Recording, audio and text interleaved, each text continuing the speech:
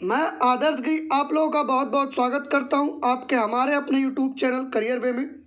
हमसे जुड़े रहने के लिए चैनल को सब्सक्राइब कर लीजिए और बेल आइकन को भी प्रेस कर दीजिए ताकि आपको प्रॉपर नोटिफिकेशन मिले और आपकी कोई भी क्लास मिस ना हो।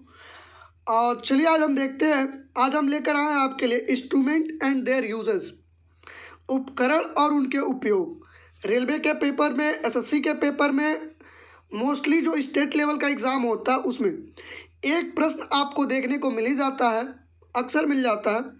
तो ये टॉपिक आपके लिए बहुत इम्पॉर्टेंट होगा और इसको आप बहुत अच्छे से रीड करिएगा, वन लाइनर होगा।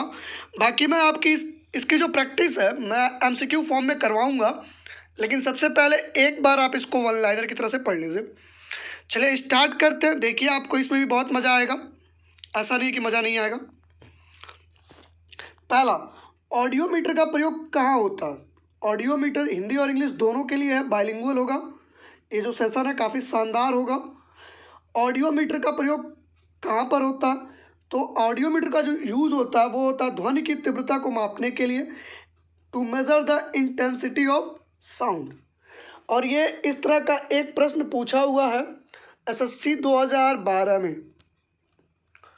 चलिए आगे बढ़ते हैं। ऑडियोमीटर हो गया होगा क्लियर। ऑडियो से आपको याद हो जाएगा ध्वनि, गाना सुनते हैं ना, ऑडियो यानी कि ध्वनि की तीव्रता मापने के लिए ऑडियोमीटर यूज होता है। आगे बढ़िए।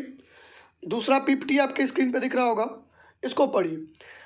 अनेमोमीटर जो अनेमोमीटर है इसका यूज होता है हवा की तेज़ी और गति को मापने के लिए, to measure force and velocity of wind.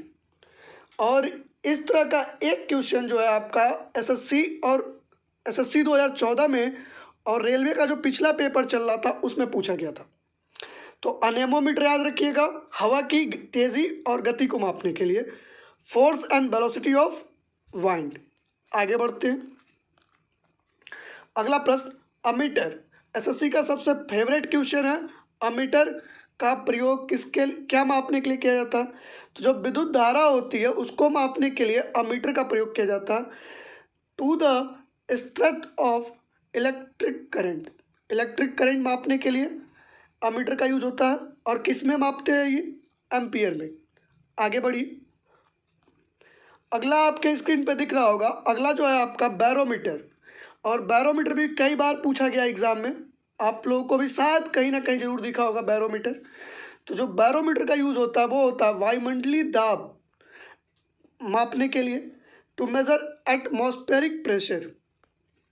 Barometer का यूज एटमॉस्फेरिक प्रेशर यानी कि वायुमंडलीय दाब मापने के लिए होता है। दबाव होगा या दाब होगा, कोई दिक्कत नहीं है।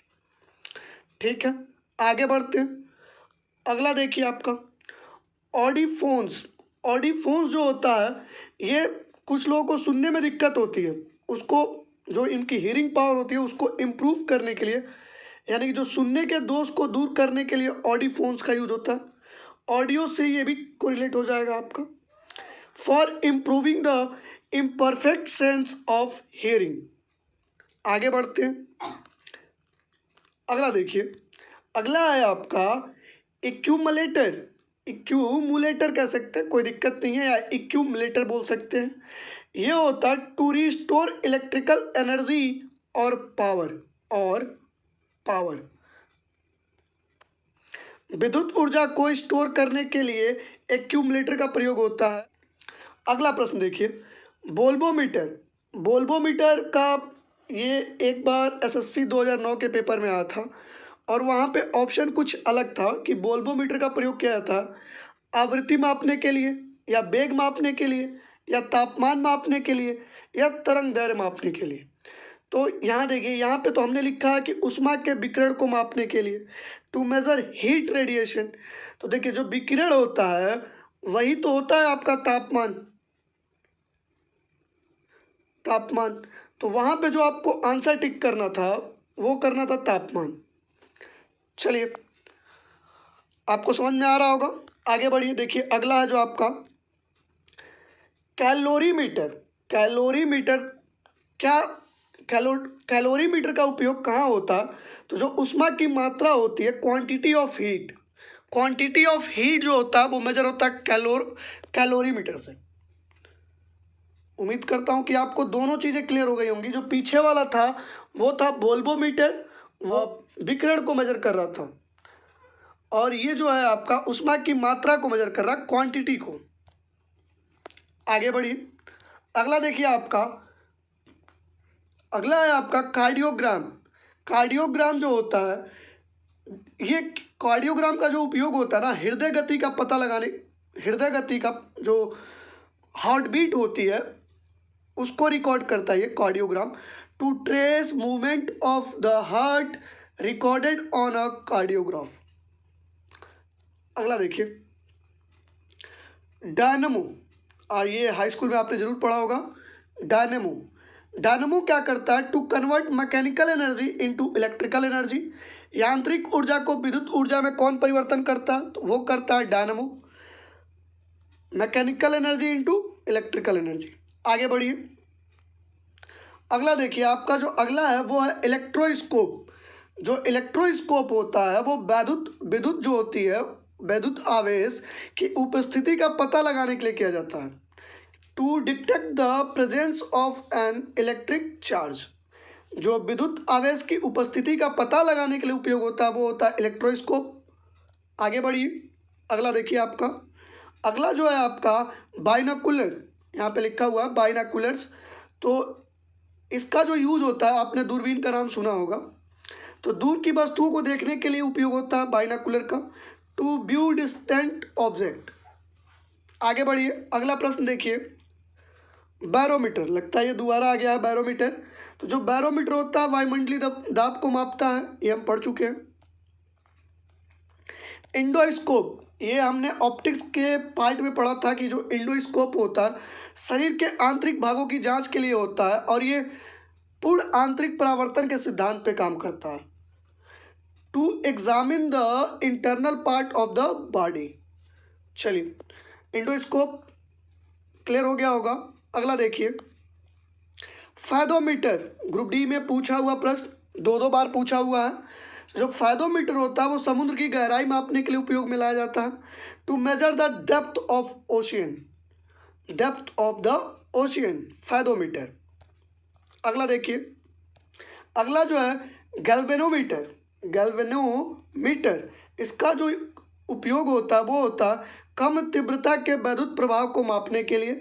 To measure the electric current of low magnitude, कम तीव्रता के वैद्युत प्रभाव को मापने के लिए। वैद्युत प्रभाव दे देगा एग्जाम में, वैद्युत प्रभाव को मापने के लिए किसका उपयोग होता है?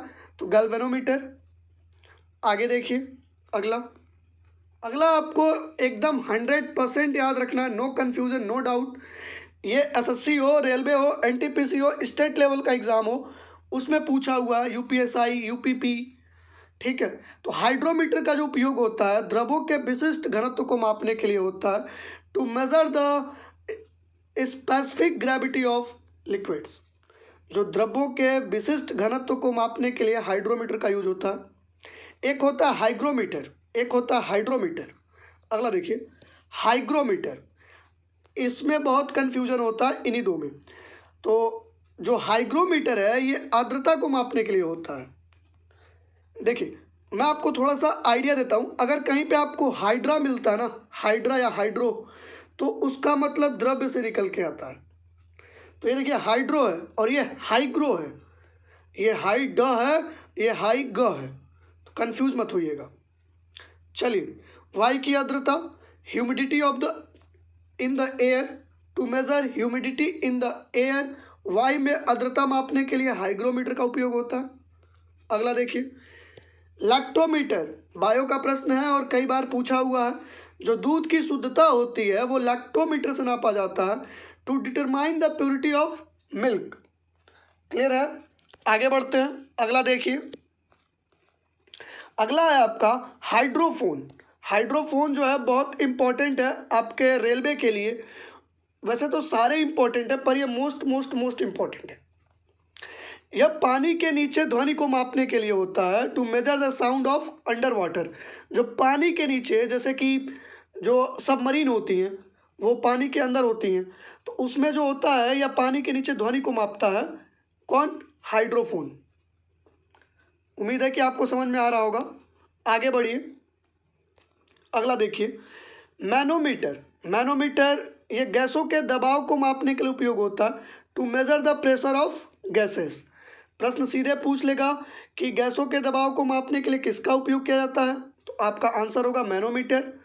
क्वेश्चन को थोड़ा सा बदल दे, कह दे मैनोमीटर का उपयोग कहाँ पे होता है, लिख देगा गैसों के दबाव मापने के लिए, वहाँ पे ये आंसर सही होगा। ठीक है, आगे बढ़ते हैं। देखिए अगला, माइक्रोस्कोप। माइक्रोस्कोप तो ये तो सबको पता होगा, छोटी वस्तुओं को बड़े पैमाने पर देखने के लिए, मतलब जूम मार के देखते हैं ना आप लोग, to obtain a magnified view of a small object. Clear है, जूम मार लीजिए भाई थोड़ा आप लोग भी। अगला देखिए, पेरिस्कोप। पेरिस्कोप का उपयोग सबमरीन से किया जाता है, मतलब समुद्र तल के ऊपर की वस्तुओं को देखने के लिए, to view object above sea level. जैसे कि ये सबमरीन मैंने मेंशन किया हुआ इंग्लिश में कि सबमरीन से बाहर की चीज़ों को देखने के लिए पेरिस्कोप का उपयोग किया जाता है। अगला देखिए, पायरोमीटर।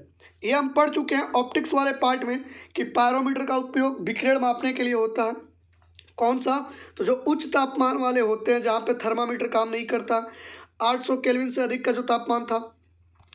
तो आगे बढ़ते हैं, मैंने बताया था कि जो सूर्य के सतह का तापमान होता है वो पायरोमीटर से नापा जाता है। अगला है आपका रेक्टिफायर। ये भी आपका मोस्ट इंपॉर्टेंट एग्जाम के लिए, an instrument used for converging of AC into DC. जो एसी करंट होती हैं, जो अल्टरनेट करंट होती हैं, उनको डायरेक्ट करंट में कौन रूपांतरण करता है, वो करता है रेक्टिफायर।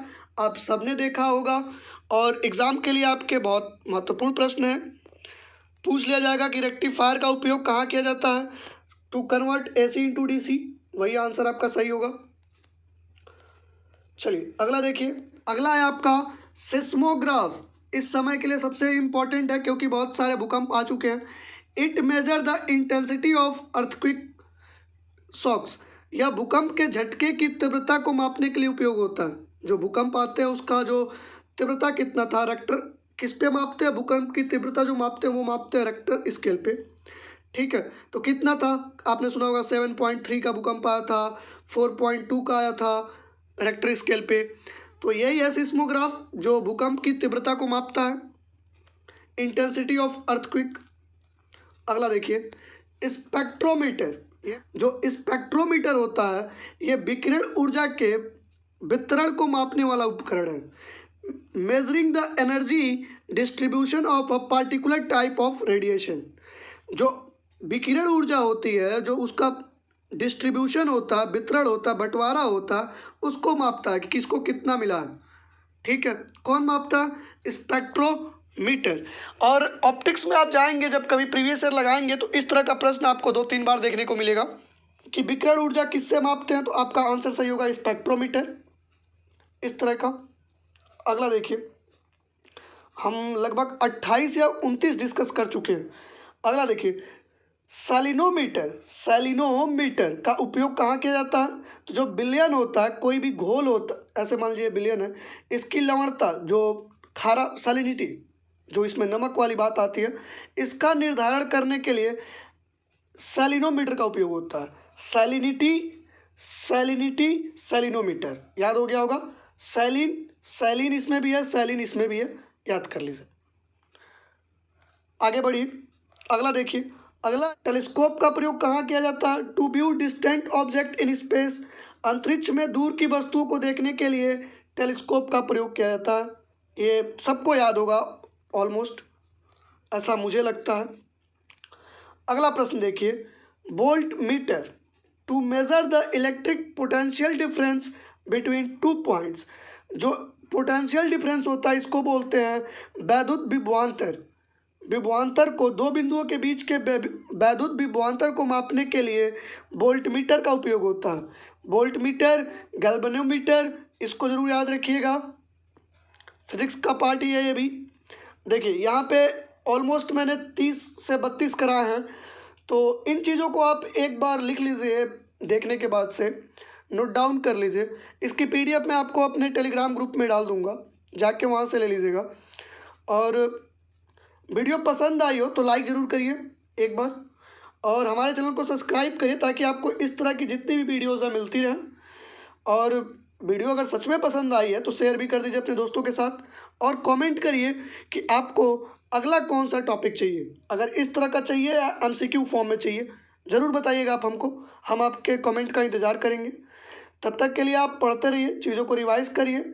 और देखिए, मुझसे पूछेंगे तो मैं आपको एक थोड़ा सा एडवाइस दूंगा कि आप इन चीज़ों को पढ़ लिए हैं एक बार, अब 1 दिन 2 दिन 3 दिन 4 दिन 5 दिन बाद एक बार फिर से देखिए, क्या आपको चीज़ें याद हैं? अगर नहीं याद है तो आप एक काम करिए, चीज़ों को नोट डाउन करिए एक पेज पे, और जहाँ भी आपको सही जगह लगता हो, जहाँ आपकी नज़र बार बार जाती हो, वहाँ चिपका दीजिए, ताकि आपकी जब नज़र पड़े तो एक बार पूरा पढ़ लें और फिर दोबारा आपको ना पढ़ना पड़े। एग्ज़ाम टाइम में इन चीज़ों का बहुत बड़ा रोल होता है। ये 1 मार्क्स या 2 मार्क्स आपको मुफ्त में दे के जाते हैं, डायरेक्ट पूछे जाते हैं पेपर में। तो बाकी आप खुद समझदार हैं, देख लीजिए। चलिए, तब तक आप पढ़ाई करते रहिए, अपना ख्याल रखिए। Bye bye, take care.